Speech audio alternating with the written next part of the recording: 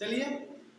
बढ़ते हैं 12.3 के क्वेश्चन नंबर 1 पे। क्वेश्चन नंबर 1 हम बारी बारी से एक एक करके सभी क्वेश्चन को हम बारी बारी से डालते जाएंगे और आपको लिए आसान होगा क्योंकि ये सब क्वेश्चन टॉप क्वेश्चन है और ये 5 नंबर पूछे जाते हैं, तो एक एक करके सभी क्वेश्चन हम लोग देखेंगे। तो चलिए एक नंबर क्वेश्चन पे हम आगे की ओर बढ़ते हैं। कह रहा है कि छायांकित भाग का क्षेत्रफल ज्ञात करना है यदि PQ 24 है और PR 7 सेंटीमीटर है। ये वाला फिगर थोड़ा सा रॉन्ग है, फिगर ऐसे बनेगा, ध्यान से देखिएगा। एक वृत्त है और यहाँ से यहाँ तक ये वृत्त का व्यास है, ये वृत्त का व्यास है और यहाँ से यहाँ तक दो लाइन है और ये ऐसे है। यहाँ पे छायांकित भाग है और एक यहाँ पे छायांकित भाग है, ध्यान से देखिएगा। तो ये जो है ये है PQ, यहाँ पे है P और Q और ये है R। तो PQ यहाँ से यहाँ तक, PQ यहाँ से यहाँ तक आपका है 24 सेंटीमीटर और ये PR है आपका 7 सेंटीमीटर है और ये QR वृत्त का व्यास है, QR वृत्त का व्यास है। तो ध्यान से देखिएगा, तो यह एक प्रकार का समकोण त्रिभुज बन रहा है और समकोण त्रिभुज में यह लंब है और ये आधार है, तो यह कोण है। तो आप जानते हैं समकोण त्रिभुज में कोण निकालने का फॉर्मूला क्या होता है, ये आप आसानी से समझ सकते हैं। यहाँ पे फिगर ये ऐसे है, ये यहाँ पे ये है आपका, यहाँ पे आपका ये है P और ये है Q है ना, और यहाँ पे Q है और यहाँ पे P है और ये है आपका R, ये 7 है यहाँ से यहाँ तक और ये यहाँ से यहाँ तक 24 सेंटीमीटर है और ये छायांकित भाग का क्षेत्रफल आपको ज्ञात करना है। तो इसलिए लिखेंगे दिया है, सॉल्यूशन में क्या करेंगे, सॉल्यूशन में लिखेंगे, यहाँ पे सॉल्यूशन में लिखेंगे दिया है PQ बराबर 24 सेंटीमीटर,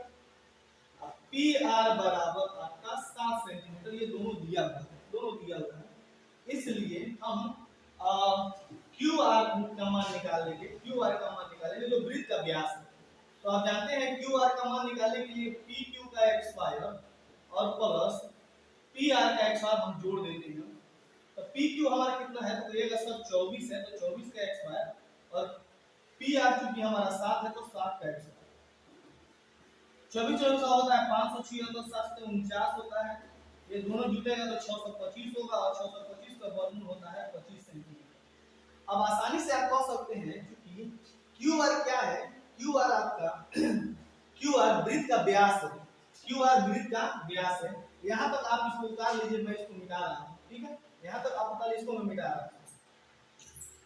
अब आप कह सकते हैं यहाँ पे आसानी से, क्योंकि QR वृत्त का व्यास है इसलिए QR का मान आ गया 25 सेंटीमीटर, व्यास बराबर इतना आ गया, तो त्रिज्या बराबर हो जाएगा 25/2 सेंटीमीटर। यहाँ तक कोई दिक्कत नहीं होनी चाहिए क्योंकि QR यहाँ से यहाँ तक यदि व्यास है, यहाँ से यहाँ तक यदि 25 सेंटीमीटर आ गया, तो यह व्यास है D है, तो R का मान आपका आ जाएगा आराम से 25/2, R का मान 25/2 आराम से आ जाएगा।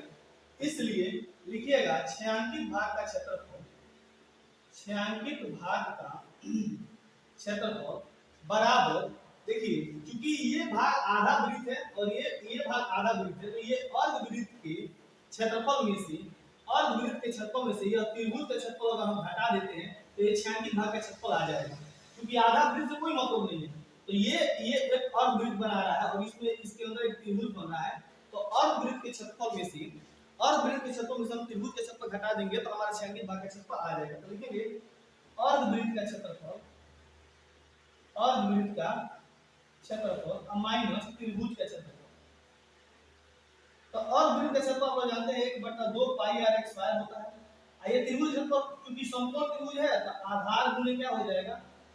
ऊंचाई हो जाएगा, आधार गुणे ऊंचाई हो जाएगा। अब इसको मैं ऊपर बना रहा हूँ, इसको मैं मिटा दे रहा हूँ और इसको मैं ऊपर बना रहा हूँ, ध्यान से देखिए। अब आगे देखिए, यहाँ से आप इसको कह सकते हैं ऐसे, ये वाला पोर्शन आपको याद है, 1/2 पाई का मान हो जाएगा 22/7 और r है 25/2, 25/2 यहाँ तक इसलिए हो जाएगा। अब माइनस 1/2 में आधार है आपका कितना 24 और ऊंचाई हो जाएगा 7, क्योंकि आधार 24 और ऊंचाई 7 है, ये हो जाएगा 12। यहाँ से 1 कट जाएगा, 2 से कटेगा 11, 25 पैसा और 625 और 11, तो तो 625 गुने 11 यहाँ पे गुना कर देंगे 625 11 625 625 5 7 8 6 6875 5 7 8 6875 6875 बटा 7 गुना 14 गुना 28 यहाँ पे 28 आएगा माइनस 1284 84 बटा बस इसको सॉल्व कर लेना है 6875 माइनस इसमें गुना कर दिए क्योंकि उत्तर निकालेंगे तो गुना हो जाएगा तो 84 में 28 से मल्टीप्लाई कर दीजिए 84 में 28 से मल्टीप्लाई कर देंगे तो 8 चौका 32 के दो हाथ में 3 4 गुना 8 और 3 11 8 टाइम 64 हाथ में 6 8 गुना 16 या 6 22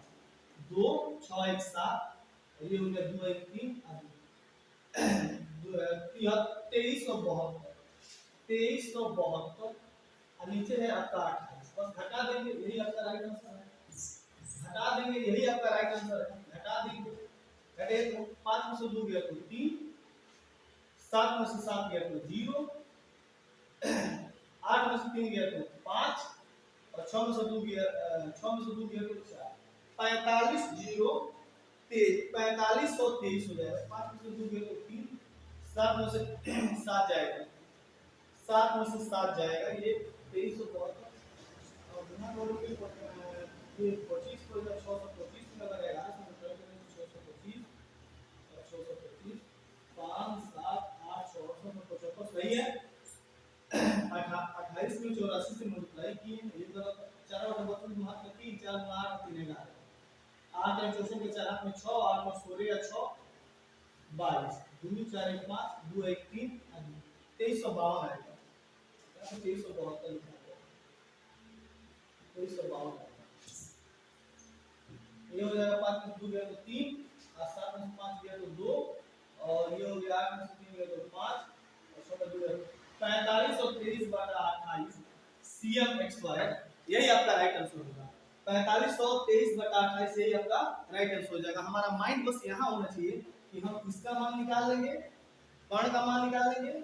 और कर्ण का मान निकाल के त्रिज्या ज्ञात कर लेंगे और अर्धवृत्त के क्षेत्रफल में से त्रिभुज के क्षेत्रफल घटा देंगे यही आपका राइट आंसर है तो ध्यान से इसको वीडियो को देखे होंगे आपको बिल्कुल समझ में आया होगा